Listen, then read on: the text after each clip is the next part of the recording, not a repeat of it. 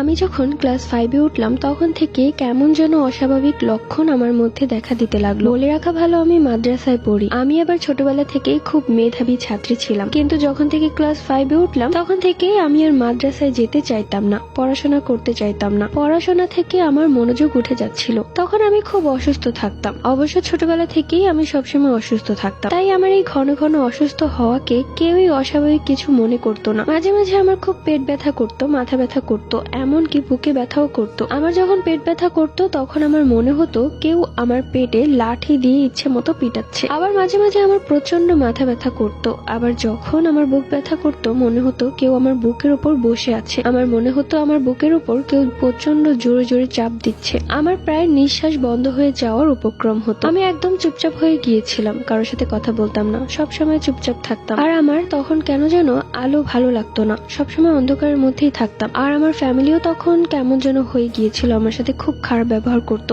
বলার বাহিরে এমন ব্যবহার করতো একটা মানুষের সাথে, যা একটা পশুর সাথেও কেউ এত খারাপ ব্যবহার করতে পারে না। কিন্তু আগে আমি ছিলাম আমার মা বাবার আদরের সবার ছোট মেয়ে। তখন আমার মনে হয় আমার জীবনটা জাহান্নাম হয়ে গিয়েছিল। যাই হোক, এভাবেই চলে গেল একটি বছর। তার পরের বছর মানে আমি যখন 6-এ উঠলাম তখন থেকেই শুরু হলো আমার জীবনের এক কালো অধ্যায়। আমি তখন প্রায় প্রতিনিয়তই খুব জঘন্য জঘন্য স্বপ্ন দেখতাম। আর আমার কেন যেন খুব বেশি ঘুম পেত। একটু সময় পেলেই ঘুমিয়ে যেতাম। ঘুম লাগতে লাগতে দেরি হতো, কিন্তু আমার স্বপ্ন দেখতে দেরি হতো না। তখন আমি প্রায় সময় একটা কালো ছায়া স্বপ্নে দেখতাম। এমনকি আমি বাস্তবেও মাঝে মাঝে ওই ছায়াটাকে দেখতাম। আর আমি কেন যেন এক ঘরে থাকতে পারতাম না। আমার মনে হতো আমার চারপাশে কেউ আছে, খুব লম্বা। তো এইভাবেই কিছুদিন কেটে গেল। সামনে আসলো আমার মাসিক পরীক্ষা, কিন্তু আমি এই পরীক্ষাটা কেন যেন দিতে চাচ্ছিলাম না। আমি আমার মাকে অনেক করে বুঝিয়ে বললাম যে আমি এই পরীক্ষাটা দিব না। তো অনেক কানাকাটির পর মা রাজি হলো। এরপর সেই পরীক্ষাটা আমি আর দিইনি।